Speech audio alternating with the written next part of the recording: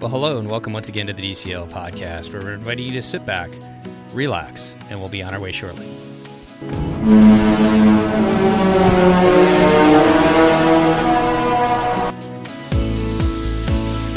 Well, good afternoon, good evening, DCL Patreon fans and eventually DCL podcast fans. Uh-oh. Christy is on hold. We can hear that. Oh, shit. the beauty of live podcasting, entertainment, or whatever. That was Delta? Are we listening? That to was Delta. So let me say hi, and then you guys talk amongst yourselves. Hi, everyone. And Jody, we thought we'd put this together really quick. And as always, joining us when we talk Star Wars, I'd like to welcome back to the show one of our amazing Patreon supporters and a great podcaster, amazing podcast in his own right. Welcome back to the show, Dennis. Hey, thank you so much for having me back. This is going to be fun. Yeah, so I guess I was a little bit behind the 8 ball here. I just got out of training, which some of this news dropped while I was in training. But this update on the Halcyon, aka the Star Wars Galactic Star Cruiser, was dropped on StarWars.com. Is that right, Dennis? Right. They've been doing some testing of the experience over the past couple of months, and then one of StarWars.com's senior writers had an opportunity to go experience that, and she wrote a couple articles that gave us a refresher on things we already knew that we read on the Disney Parks blog, and then some additional details that are also more from a Star Wars perspective. Okay, and so that's what we're going to talk about today. Just kind of a quick show to update what they got to experience, some of the new things that we now know about the Halcyon and the Star Wars Galactic Star Cruiser, and just kind of bring this information out to you. So, Christy, what is the Star Wars Galactic Star Cruiser going to be? It's a 2-day immersive experience or 2 nights? It's 2 night and probably 2 days. Let's be honest. It's essentially like. It's called a Star Cruiser, and they're trying to make it like you're on a cruise. You literally arrive at your port arrival time and don't leave until the experience is over. So you can't jet off to Disney Springs in the middle of it. You are on this cruise for the 2 nights that the cruise is going on. And so it is a Star Wars immersive hotel / experience. Right, so Dennis? Did I do that right? Yeah, one of the things that they pointed out in these articles was that when they were trying to come up with an immersive experience, they weren't exactly sure what to do. And then someone had the brilliant idea to model it after the Disney Cruise Line. And so that's what they've done. And you get, as you said, you get on this ship. The next day you get a port of call, and that is Batuu there in Galaxy's Edge. Then you get back on the ship and resume your adventure. Yeah, and your windows are actually looking into the Star Wars land, and you're not at Walt Disney World, but it's a window like a magic porthole on a Disney cruise where they're having you look out at what you're supposed to look out at, as opposed to looking at the weather. Mm-hmm. Look out at what you're supposed to look out at.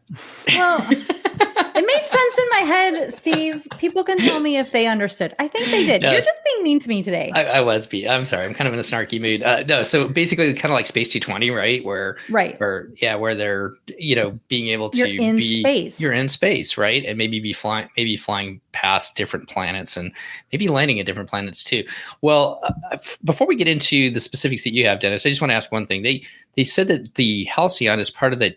I hope I don't butcher this word, the Chandrila star line. Mm-hmm. How does that fit into the Star Wars universe? It's a rather new invention. Chandrila is a planet that has been used in a lot of Star stories in the past. Nothing you would have heard from in any of the movies, but if you've kept up with the comics and the novels, that would be a planet that you've heard of. Okay. So if you want to follow along as you're listening to this or after you get done listening to it, you can go over to StarWars.com and all of the information. Some great pictures are on there. Some artist concepts, drawings are on there. But I'll let you just jump into it and take it away, Dennis. Sure. So like I said, we got a lot of updates on things that we already knew. As Christy was saying, and I reiterated, you get on the ship. And what was new in the information that we got is that they gave us an idea of what one of those immediate adventures that you could have might be, in that they boarded the ship, they were in the atrium, and all of a sudden they noticed that Chewbacca was trying to sneak aboard. And so the rest of the cruisers had to band together in order to distract the First Order officer and the stormtroopers that were around. So a bunch of them were hiding Chewbacca, and then a couple people were up there in the face of the First Order asking questions, distract them so that Chewbacca could get back into the ship. Okay, look, guys, I know almost nothing about Star Wars, but that sounds kind of fun. I appreciated that it was from the get-go, that once you're on the ship, your story starts, that it is not any messing around, because for the price you're going to pay in a 2-night adventure, there isn't really any time to waste there. So that seems really like a great way to start it. And then the other details is that this atrium also featured a view. Not only do you get this in your cabin, but the atrium featured a view of the planet below, and you got to see other pods bringing up passengers to the ship. And then they had a hologram of the ship logo sitting there in the corner. So we got a few more details of what that initial arrival is going to be like and what that atrium is going to look like. Yeah, I think it, just from the pictures and stuff like that and jumping right into the story, I think that's just the great way to start it right off. So how, was there anything else you wanted to go over on that first part before we touch on some of the other ones, or do we want to touch into how the Galactic Cruiser fits in with Galaxy's Edge? We can go there. Okay. So how exactly does the Galactic Star Cruiser fit in with Galaxy's Edge? So we've all most of us have had the opportunity to go to Galaxy's Edge at this time and experience that. So how does the Star Cruiser fit into it? In a couple of ways. One of the other new pieces of information that they told us is that they have a climate simulator aboard this ship. And before you get to Galaxy's Edge for your port adventure, you will get to go spend time in the climate simulator, which is really a imaginative way of describing the courtyard that's going to be built into the middle of there. So you will not be confined to an indoor space for the entire 2 days that you're on this adventure. You are going to get to go outside if you want, and then they're going to treat that as an imaginary climate simulator, so you don't get claustrophobic. But then that first full day that you'll have on there, and the only full day, you will have an opportunity to land and have a brand new entrance into Galaxy's Edge that's separate from the way that everybody else gets in there. And that is to protect the immersiveness of the story. And your missions that you've been doing on the Galactic Star Cruiser will figure into the story that's going on with both Rise of the Resistance and the Smuggler's Run attractions that are there in Galaxy's Edge. So you may find out that I haven't experienced these attractions yet myself because COVID, but the coaxium that you're supposed to steal or understand is needed for something on the Galactic Star Cruiser, or you're supposed to report to the Resistance because the captain of the Halcyon is a sympathizer with the Resistance. So they're integrating the story and in multiple ways so that it blends in seamlessly there at the park. So the story you're doing on the ship is coming with you into the park, and they touched on some of the other different stories that you're going to be able to do on the ship as well. And the other thing that I thought was kind of interesting with that first part in the lobby was I think the author initially thought that she was going to have to pick one side or the other. Mm-hmm. And she quickly did. So it makes me wonder who's going to pick the other side in that instance. Yeah, that was one of the things that they highlighted, that one of her articles is 31 things that we learned about the experience. And they threw out there that this can be as active as you want, and you're going to get multiple invitations to participate throughout the day.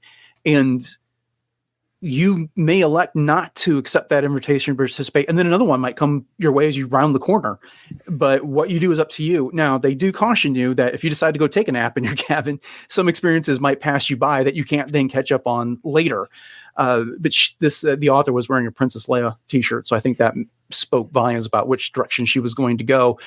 But again, they had First Order officers there. I suspect if somebody wanted to, they could try and point Chewbacca out to them and go that route. And that was my crazy little mind was going that somebody way. Somebody will. Yeah, I feel like somebody's going to do that. Yeah. There could be a riot there right at the beginning. Well, I know plenty of people that are in the 501st costuming unit that regularly do stormtroopers and Darth Vader and all, so that I suspect they would be so inclined. I love it. I love that immersiveness and the ability to choose your story as it kind of goes. It also talked about some different apps, I think, as far as you'll have a different app for Galaxy's Edge will expand to include the Galactic Star Cruiser. Right. So I know on your phone you can log in and use a data pad, which allows you to interact with multiple points throughout Galaxy's Edge, and that will carry over onto the Galactic Cruiser. They were a little vague about that, but I think some of the hints that they dropped for us is that you may need to go help out in the engineering room, which they described as looking as like a boiler room in this case, with some extra dials and levers and control panels. So we're paying $5,000 when we have to go work on equipment? Well, you're trying to save the ship from being invaded and taken over, and then you get sent off to the spice mines of Kessel to do who knows what. So, and one of the ways they describe that is that you'll be working as a team when you're there, and there may be multiple levers that need to be pulled, but they're out of the reach of the average human's wingspan. So you're going to have an opportunity to really get involved in that. And if you're a Star Wars fan like myself, crawling around the bowels of the ship actually sounds pretty fun. I mean, I know, Christy, that wouldn't necessarily be the highlight of your vacation, but similarly, they gave us some more ideas about the bridge of the ship, which you get taken up there for some training.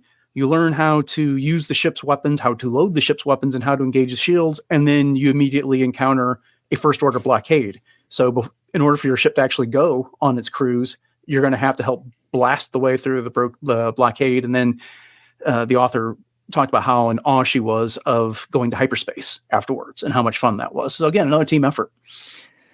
I mean, I'm sorry that you haven't been able to. So you haven't even been on the Millennium Falcon ride, have you, Dennis? No. I had trips to both Galaxy's Edge parks last year, and they got wiped out by COVID. So I'm hoping to go next year.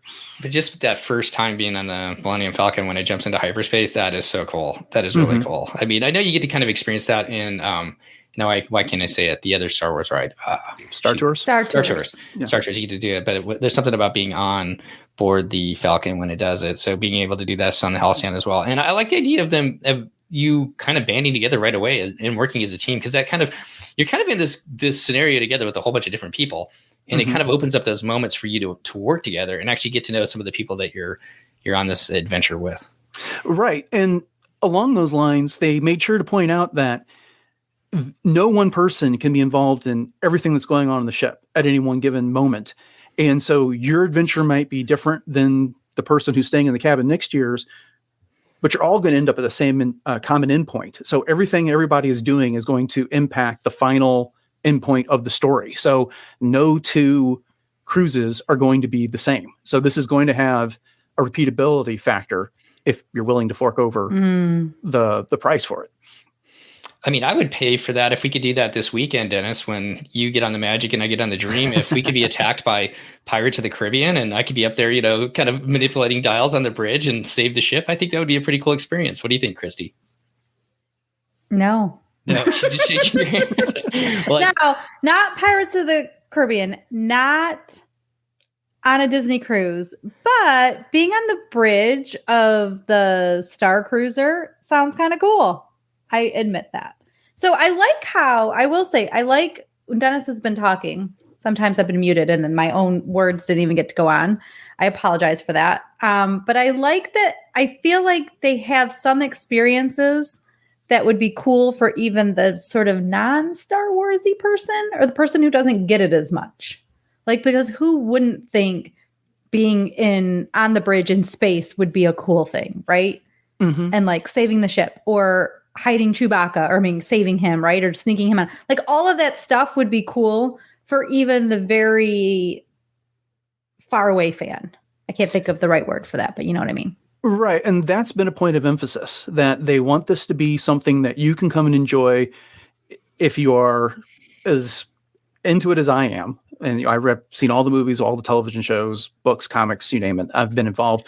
And you understand it versus like I've seen parts of many of them, but still don't understand it. Or you could be my cousin who's maybe seen a movie, but just wants to go and relax and enjoy it. And so they promise you that you'll have the information you need to make sense of what's going on while you're there, and that you don't have to study in order to get ready for your vacation. But we're Disney fans. We do that already.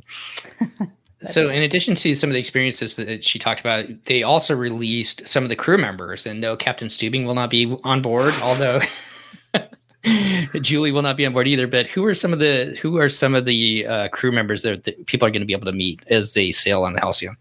So there's Captain Ryola Kivan, and with Star Wars, I'm not even sure if I'm pronouncing that correctly, but that is a blue-skinned, human-looking person. The Star Wars race is called a Pantoran. That is the captain.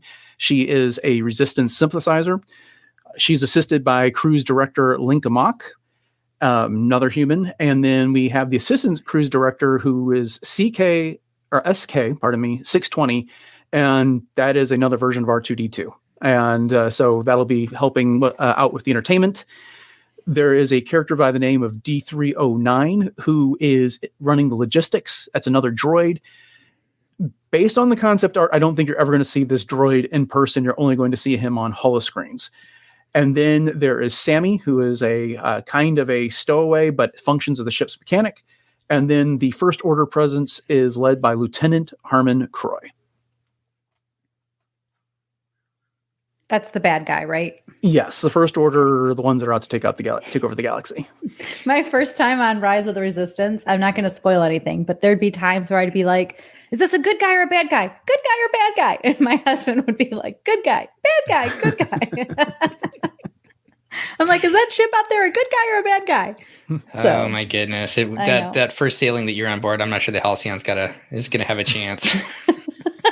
No, yeah. I feel bad for everybody else. So Captain Keevan, then, she's going to actually be moving them on the passengers, right? The rest of them will be people that you can interact with, right? That's my understanding, is that everybody there will be someone that you can interact with, I think, and even you can interact with D309, but it's going to be over a screen, which makes sense because a lot of characters and droids in Star Wars are computer-generated effects, and that we just can't meet in person. But there'll be those, the concept art is also shown aliens that are tending the bar, other aliens that are performing the entertainment and serving you your food. So you're going to have all kinds of new interactive characters that are fresh off the screen wandering around the ship.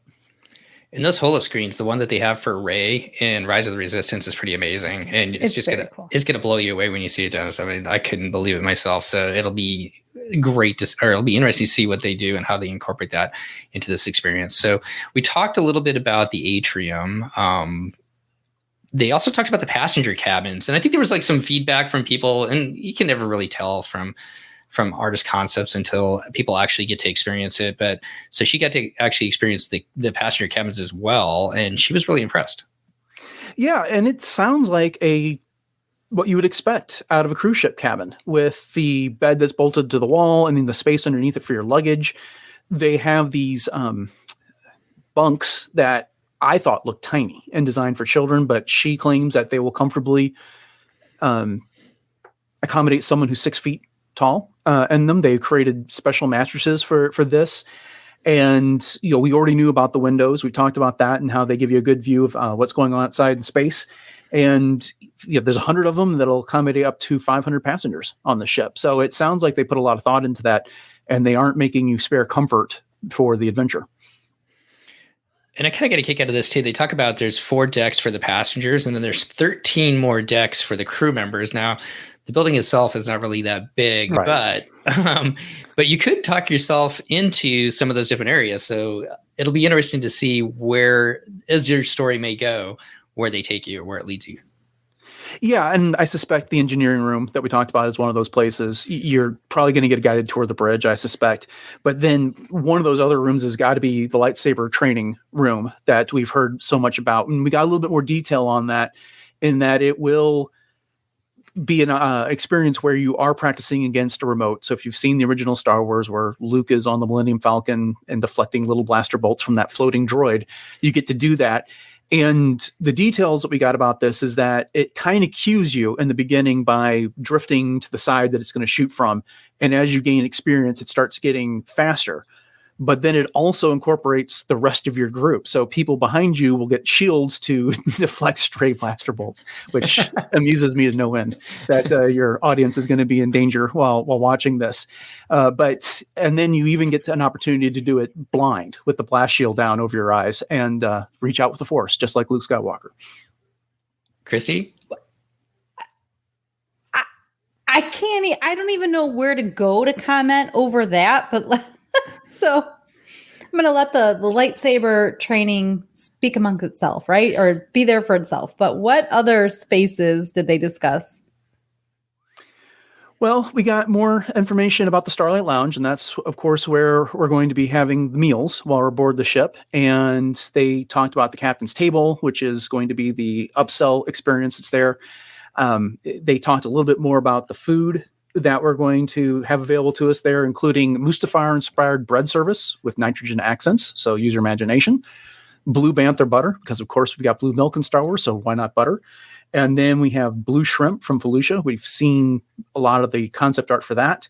And then there is a dish that actually comes alive. And I had no idea what this was, but apparently the garnish is a bonito flake, which is a dried fish delicacy, and it will move on your plate. So as excited as I would be to try some of this, that one seems a little iffy to me. Christy, you'll be pleased to know that they do accommodate dietary restrictions, and Yay! They do have vegetarian meals, and for other dietary needs, and for the less adventurous, you don't have to try all this blue and oddly colored food. They have things and like food.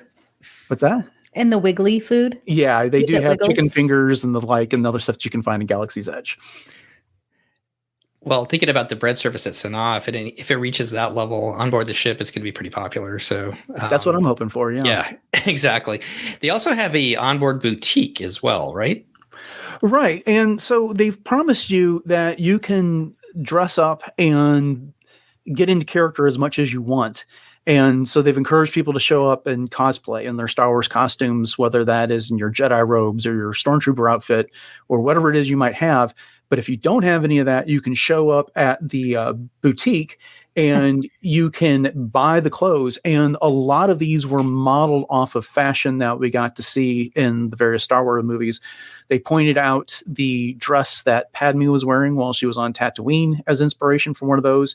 And it is a very, from what I can tell from having seen on screen, it's light fabric, it's light colors, and it's allows for a lot of ventilation and flow and the like. And then if you want something that looks a little bit more formal, they've got stuff that's modeled after what the senators wore there on Coruscant, the capital world. And so you can make it as formal as informal as you want.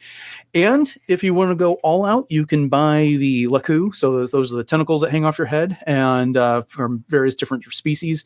And they have the services of professional makeup artists there to complete the look for you if you want to spend the time and the money to do so. So it's like Bibbidi Bobbidi Boutique for adults. And kids. They actually even have a captain's uniform for kids. If you want to go that route, they pointed out that they are not making that available for adults. And I think that's for obvious reasons. They don't want the rest of the... Can't have too many captains walking around. Exactly. Well, they also have a jewelry store, and I'm guessing it's not going to be Pandora because you don't want to cross the streams between the movie franchises. Although Anawik has totally gotten into Pandora recently, and I'm sure she would love a Halcyon kind of little bangle thing. So I think Christy is going to leave us here for just a second. She's been on hold with Delta Vacations and Disney, helping out some clients here. And then they've got a bunch of other things, a model of the ship and maybe some home goods. What do you think about that, Dennis? Yeah, it seems like the type of thing that you can get when you're aboard a Disney cruise ship. And whether, because they have the models of the ship that are there. This one seems a bit more advanced and a bit more complex than what you can buy in the typical gift shop on the Magic, Fantasy, Dream, Wonder, whichever one you happen to be on. But then they have the things like the glasses, the wine stoppers, and other home goods that you would expect to be able to find there that you can put in your kitchen and remind yourself of your cruise whenever you're cooking. So really kind of, as Disney does, they do a good job of making sure that there's merchandise available for you to kind of take home and remember your experience, whether it's on the cruise line, Walt Disney World, Disneyland, and also in this experience as well. Well, no cruise would not be complete if it didn't start with a muster drill. And I think that you're really going to love your muster drill when you get on board the Magic here next week, Dennis. But talk a little bit about the muster drill that people get to experience on board the Halcyon. Right. So you get to meet the captain, at least in this adventure they did. And then that droid, SK-620, was rolling by at the time. And this is where that adventure with Chewbacca started. So they were getting their instructions and finding a little bit more about the trip. And then Chewbacca happened to make his presence known at the same time that the First Order showed up and started interrogating the passengers about what they knew about the Resistance and what else was going on the ship. And so after they completed that mission, the Resistance operative had a chance to teach the passengers a little bit about the Resistance and give them the passwords. The first phrase is ignite the spark, and the response is light the fire, which comes right out of things that have been said out of the movie. So you're getting that initiation into the Resistance and their phraseology and what they like to say to build camaraderie there. And at least you're not standing out in the sun for people waiting for that to end. And I don't even think you have to scan anything and watch a video later. It's just it's a storytelling opportunity because, of course, there'll be fire exits and the like, and we don't have to actually get into lifeboats. And they do talk about the possibility that Rey may be one of the characters you meet, and if things go wrong, who would you actually run into? Kylo Ren himself, so the villain. And that's fun. I expect you're going to encounter him on the ship in some capacity. If nothing else, it'd be a cool meet and greet. I mean, I've got to meet Kylo Ren at Disney during the Star Wars Run weekend once, and that was great. And Rey was on the course, and so that was a lot of fun. But they've said that there's other characters that we know from live action Star Wars, whether that's television or the movies, I'm not sure yet, that they haven't revealed yet. So I wouldn't be terribly surprised if Hondo Ohnaka from Smuggler's Run shows up, or somebody else that's a presence in the park makes themselves known while you're on the cruise and further integrates the two experiences. Well, as we kind of finish up here, kind of a quick overview on some of the things that were released on StarWars.com and the author's experience. And I apologize. It was Kristen Baver? Yeah, Kristen Baver. Yeah. Kristen Baver, who got to experience all this stuff. Is there anything that she talked about that we haven't touched on, Dennis? No, I think we've hit most of the high points here.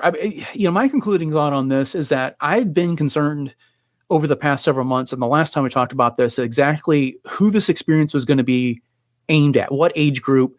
Would it be for just adults? Would it be for children, or what?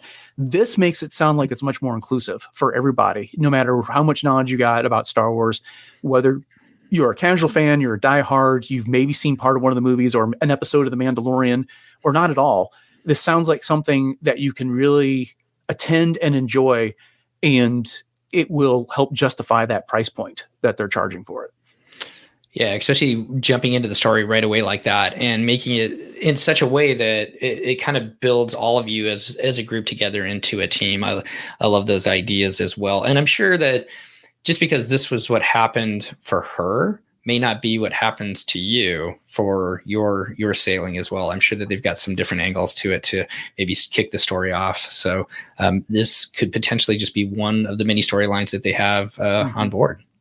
Yeah. And again, these are test cruises, and she made the point of that this cruiser is largely built. There was a little bit of some signs of construction that were still there, some things that need to be finished up, but they're trying to figure out how things work, how you're going to get people from one place to another, what stories make sense that the people that were attending were able to follow, and what caused confusion. So there'll be tweaks, but it's encouraging that they're putting this much effort this far in advance, because the first 3 months of the cruiser are sold out at this point. And so if you want to go, you're going late summer, and they're trying to make sure this is a well-oiled machine so that those first passengers are going to have a first-rate experience just as much as the people that are there in months 2, 3, and 4.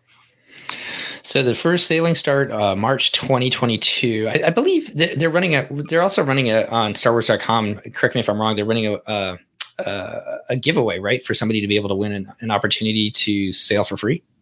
Correct. I haven't looked into the details, but I do know that you can enter for a chance to get a free trip on the Halcyon. Yeah, and I apologize. I don't have that pulled up right now, but go over to StarWars.com. You can find out the information there. I know that had a link for it as I was kind of cruising through it here this afternoon to take a look at it. Once again, the bookings start March 2022. If you were looking for a travel agent to help you out, you can always reach out to Christy. You can find her over at Christy@packyourpixiedust.com. Of course, any Disney agent will be able to help you out as well as far as booking if this is something that is going to be able to fit for you and your family. And I know that we would love to do it. I don't know when we'll be able to fit it in, but I think especially I'm excited to hear people's experiences when they come back from these first sailings. Oh, the same. Yeah. Not sure when I can fit into my schedule, but it will happen one day. Yeah. So, well, before we get out, I do have one question. So, coming out, is it during Thanksgiving weekend, or is it right after the new Boba Fett series is coming out to Disney Plus? That comes out on December 29th. Oh, so we have further along. Yeah. Okay. Well, the confusion is that Marvel's got a number of things coming out right there around Thanksgiving as well, and so they hyped everything here on Disney Plus Day last week. So yeah, Book of Boba Fett comes out December 29th. They just put the Boba Fett little mini doc on Disney Plus called Under the Helmet, which is actually quite fun. I highly recommend checking that one out. We'll definitely check it. I love those the backstory stuff. So, and that picks up, correct me if I'm wrong, basically from The Mandalorian, what we saw there, his story, or is it a backstory? I've heard we're going to find out details about how he got out of that Sarlacc pit in Return of the Jedi, but it is a story that continues from where we saw him in the post-credit scene in The Mandalorian. Okay. Well, Dennis, thank you so much for taking time out of your day today. I know you, like our family, are busy packing this week to finally get back on board the Disney Magic. Excited for you guys to get back on, and I look forward to talking to you about that when you get back. But you also run an amazing podcast, Podcast Stardust. I want to give you an opportunity to let people follow you along there if they have not done so already. Oh, thanks. You're right. It is our 3 times a week podcast covering Star Wars news, reviews, and discussion. We just celebrated our 2nd anniversary at the beginning of November, and so we are eagerly awaiting the Book of Boba Fett. That'll be one of the next big things that we talk about, but we get over the Star Wars news at the end of the week, and then we review something and have a general discussion as well. And you can find it on your podcatcher of choice, Podcast Stardust, and that is our social media as well on all the social media platforms. Lots of fun episodes over there. I know my son and I listened to all your Bad Batch episodes as we were driving this summer, so really enjoyed those. So once again, Dennis, thanks for coming on and helping us today. Thanks for being our Star Wars expert here at the DCL podcast and getting people ready to set sail on the Halcyon. And wish you and your family all a happy Thanksgiving and a great sailing as well. Yep, my pleasure. Thanks for having me. All right. I'll click the outro and we'll see you in just a second. All right. Goodbye, everybody. The DCL podcast is not affiliated with the Disney Cruise Line, Walt Disney Company, Adventures by Disney, or Run Disney. All of the opinions expressed on our shows are those of the hosts and the guests who appear on the show. If you have any questions about any of these products, please contact the Walt Disney Company.